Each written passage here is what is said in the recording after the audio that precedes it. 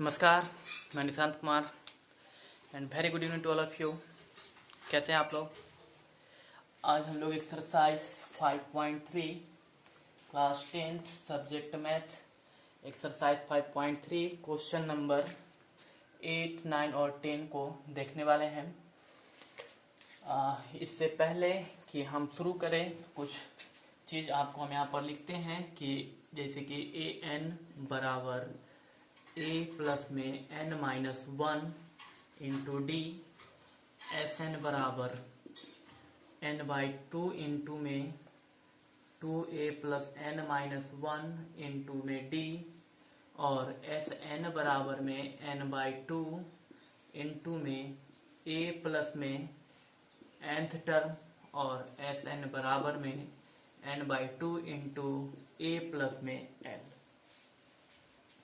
ये चार चीज आप लोग को याद है या नहीं है, ये मुझे चाहिए कमेंट बॉक्स में आप बताएंगे। चार चीज तो फिलहाल नहीं है, बस दो चीज से चार चीज बनाया गया है इसको, और हम आपको बताते भी आ रहे हैं जी किस प्रकार से बना है। हम इसको सॉल्व करके भी समीकरण, ये फार्मूला नंबर 2 को सॉल्व करके भी आपको बताए थे कि किस प्रकार फार्मूला 2 से फार्मूला 3 और फार्मूला 3 से फार्मूला 4 बनता है। तो यदि आप लगातार वीडियो देखते आ रहे होंगे तो आपको जरूर पता होगा कि इसको कैसे, इस फार्मूला से ये बना और इससे ये बना है। अगर आप लगातार नहीं देख रहे होंगे, आप बीच में मिस कर रहे होंगे, तो हो सकता है कि आपको समझने में प्रॉब्लम आए।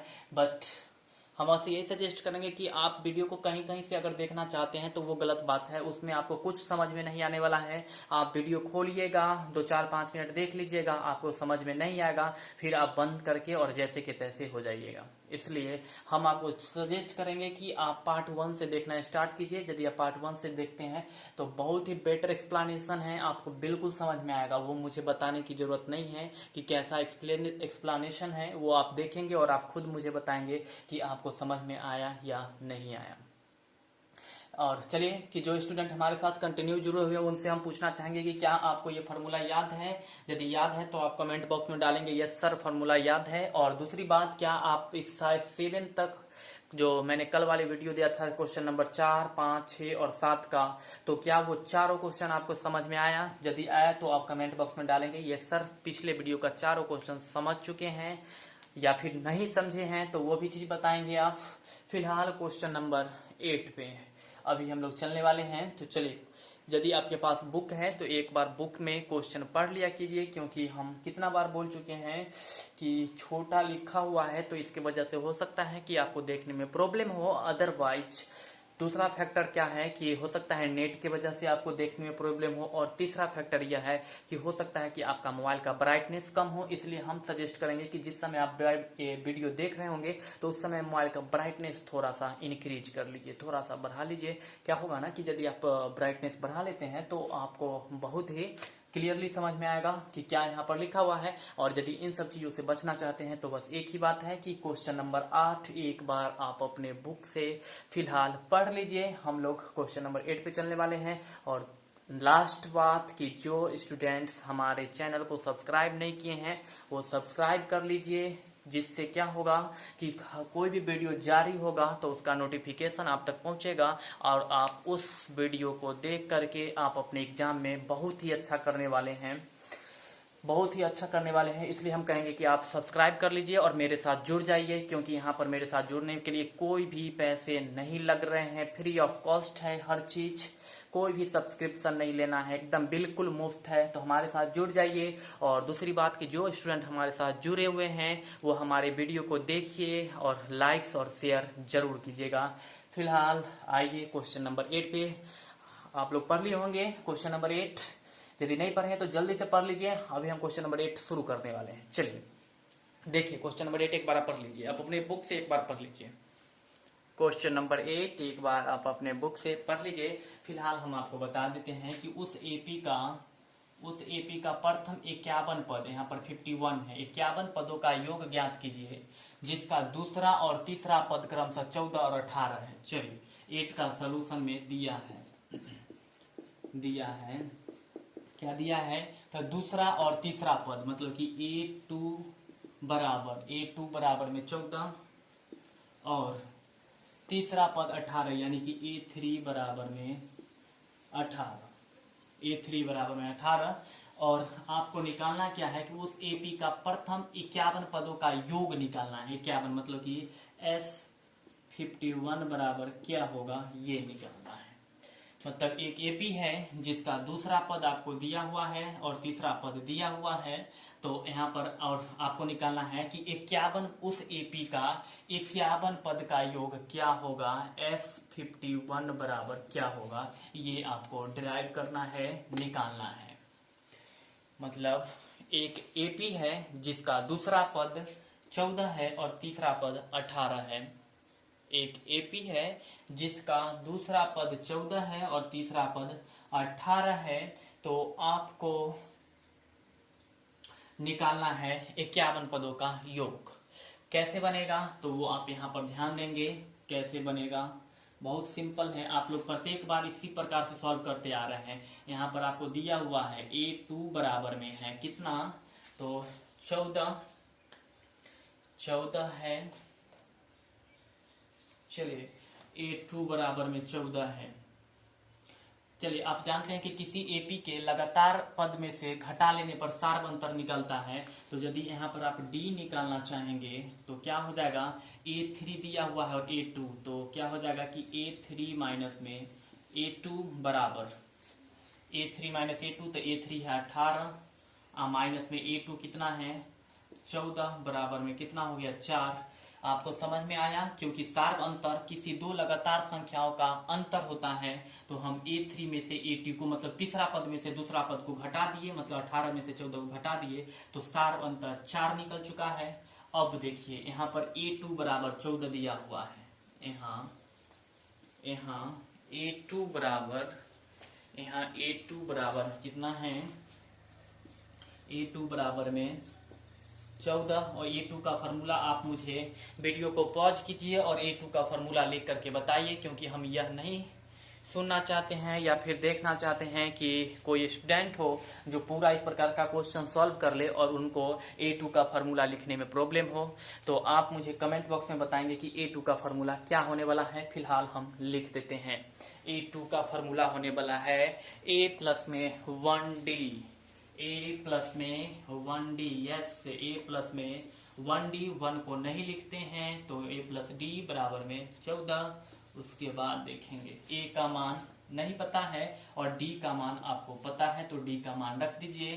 तो रखेंगे कि यहाँ पर A प्लस में D का मान A प्लस D के जगह पर कितना है तो देख लीजिए 4 है, तो ये D के जगह पर यहाँ पर 4 बराबर में कितना 14। तो A बराबर में 14 माइनस 4, ये 4 इधर प्लस में था, इधर आया तो माइनस में, तो देयरफॉर A बराबर आपका आ चुका है 10। अब आप यहाँ पर देख पा रहे हैं कि A निकल चुका है, D निकल चुका है और आपको निकालना है S51। S51 तो लिखेंगे नाउ 51 मतलब कि 51 पद तक निकालना, यानी कि N बराबर में 51, A बराबर में निकल चुका है 10, D बराबर में निकल चुका है आपका 4। इसीलिए N बराबर आप फॉर्मूला जानते हैं N/2 इंटू में 2A प्लस में N माइनस 1 इंटू D, तो N का वैल्यू हो जाएगा 51/2 2 और A के जगह पर वैल्यू होने वाला है 10। A के जगह पर यहाँ पर 10 प्लस में N के जगह पर 51 माइनस में 1 और D के जगह पर 4, तो यहाँ पर आ जाएगा आपका 51/2, 10 दूनी 20 और 50, 10 दूनी 20 है, 51 में से 1 घटा लेंगे तो 50 और 50 को 4 से गुना कर देंगे। चलो 50 गुने में 4 क्या होता है तो देख लीजिए 51/2 और ये हो जाएगा आपका 20 और 25, 50 चौके 200 यानी कि 51/2, ये हो जाएगा आपका 220, काट दीजिए तो 110 बराबर में 51 गुने में 110 गुना कर लीजिए और गुना करके जो यहाँ पर कंप्यूट होकर के, कंप्यूट मतलब कैलकुलेट होकर के आपको आएगा, वही उस एपी का 51 पद का योग होने वाला है। तो आप गुना करके और नीचे में लिख देंगे, अर्थात उस एपी के 51 पदों का योग इतना, मतलब जो आपका कैलकुलेट होकर के आएगा वो होगा। तो आपको लिखना है अर्थात उस एपी का 51 पदों का योग इतना होगा। और साथ में आपको बताना है कि क्या क्वेश्चन नंबर 8 आपको समझ में आया या नहीं। पहले आपको क्या करना है, गुना करके आपको कमेंट बॉक्स में बताना है कि गुना करके कितना आया है, और यदि आप ये कर लिए हैं तो उसके बाद आपको बताना है कि क्या क्वेश्चन नंबर 8 समझ में आया। यदि नहीं आया तो बस मेरा फिर से आपके लिए बस एक ही सजेशन है कि बस 3 से 4 मिनट के वीडियो को पीछे कर लीजिए। कुछ नहीं जाता है, 4 मिनट में आपका बहुत ज़्यादा टाइम बर्बाद नहीं होने वाला है, वो आपके लिए अच्छा साबित होगा, बहुत ही बेटर साबित होने वाला है। तो क्या करिए ना कि एक इसको 3 या 4 मिनट पीछे कर लीजिए और उसके बाद इसको देखिए, और उसके बाद देख करके और एक बार खुद से आप सेल्फ ट्राई जरूर करेंगे। कॉपी, वीडियो को देखने के बाद कॉपी लेंगे, पेन लेंगे और अपने से बनाएंगे। यदि नहीं बनता है फिर आप इस क्वेश्चन को, वीडियो को दोबारा प्ले करके देखेंगे। तो जल्दी से आप इसके बारे में बताएंगे कि कैसा लगा आपको, ये क्वेश्चन समझ में आया या नहीं। अभी हम लोग क्वेश्चन नंबर 9 पर चलेंगे, और यदि आप इसको लिखना चाहते हैं तो स्क्रीनशॉट ले लीजिए या फिर वीडियो को पॉज कर लीजिए। फिलहाल हम मिटाने वाले हैं अभी। चलिए जल्दी देख लीजिए।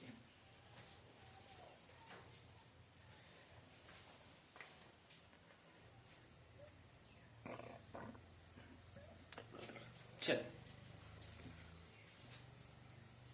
और लाइट कट चुकी है तो या आगे चलिए आगे लाइट। चलिए 8 नंबर हो चुका है, अब हम लोग 9th नंबर देखेंगे। 9th नंबर, चलिए 9th नंबर देखने वाले हैं।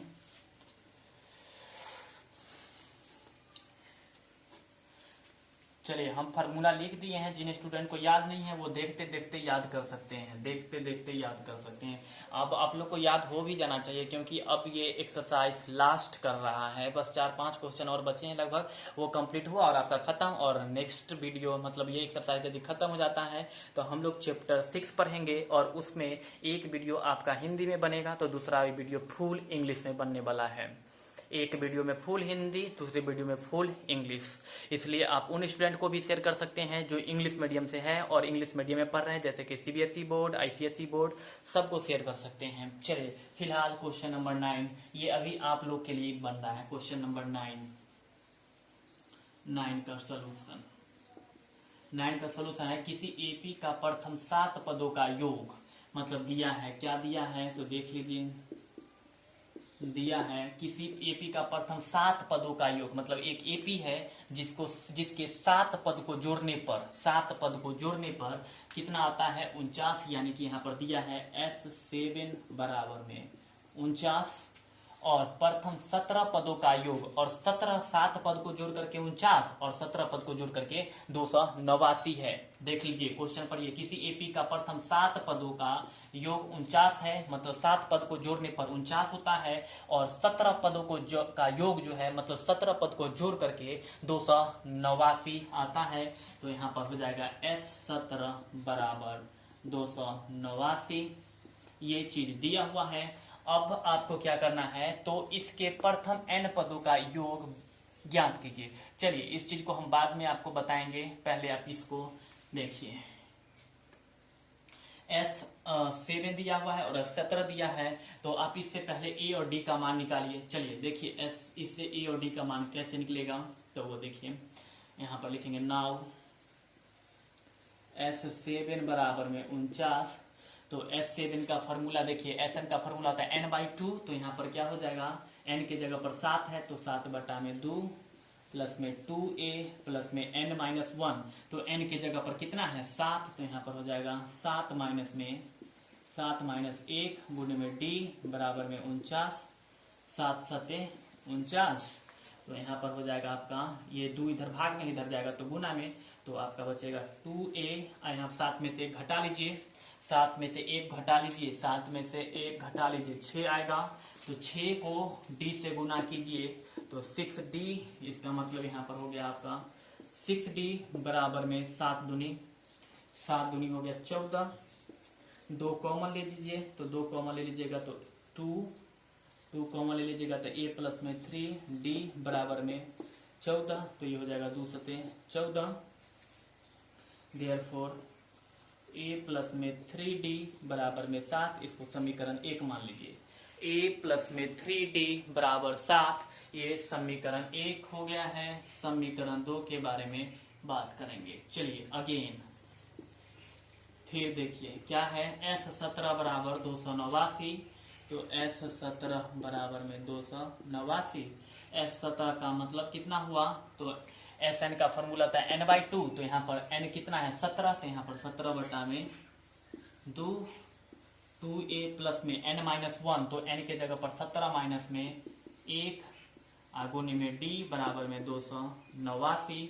17 से 17 बार में कट जाएगा, तो उसके बाद आपके पास बचेगा 1 बटा में 2, और ये बच जाएगा यहाँ पर आपके पास 2a, और 17 में से 1 घटा लेंगे तो प्लस में 16 और d बराबर में 17, और यहाँ पर आपके पास बचा हुआ 1 बटा में 2, और 2 इसमें से कॉमन ले लीजिए, तो बचेगा 2 गुने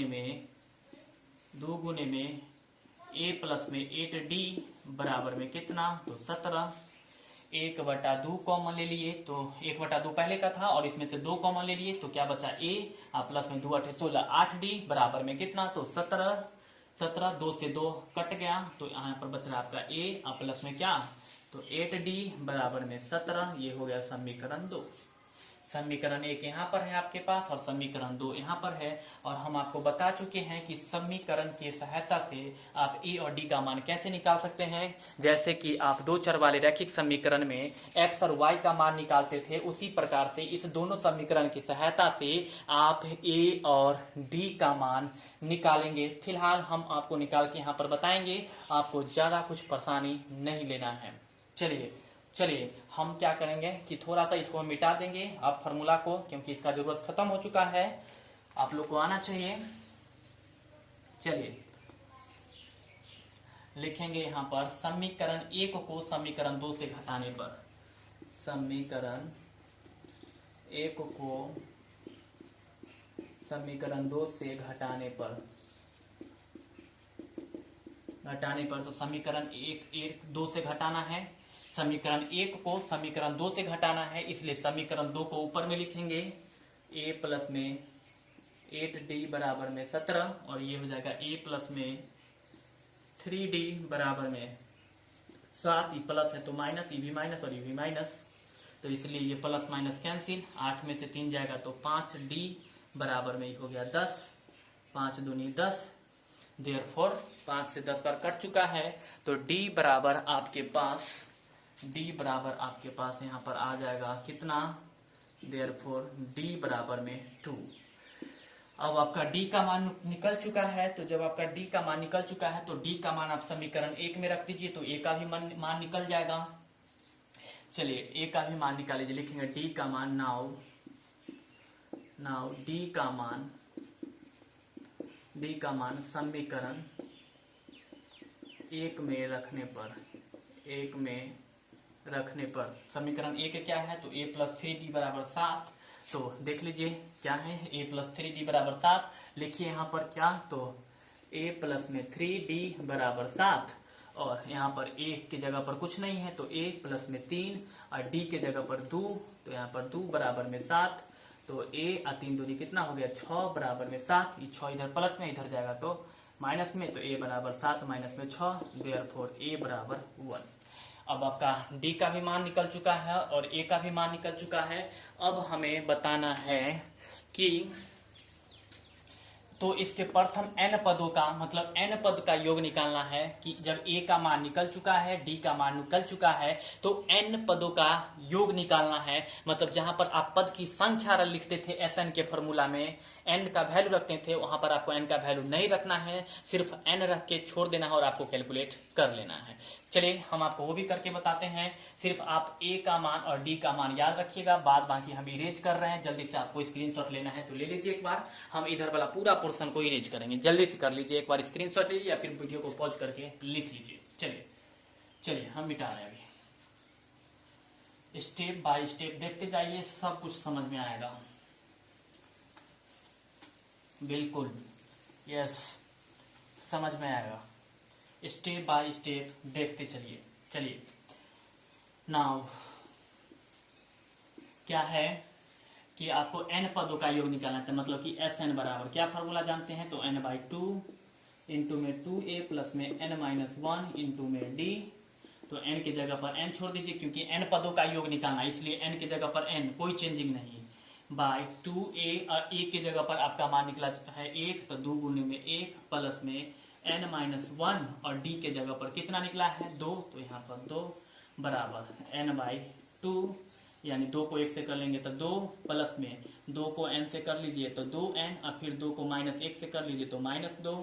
अब ये +2 -2 कैंसिल, तो बच गया n/2, और इंटू में 2n, 2 से 2 कैंसिल, बराबर में n गुने n बराबर में n², और यही आपका n पद का योग होगा।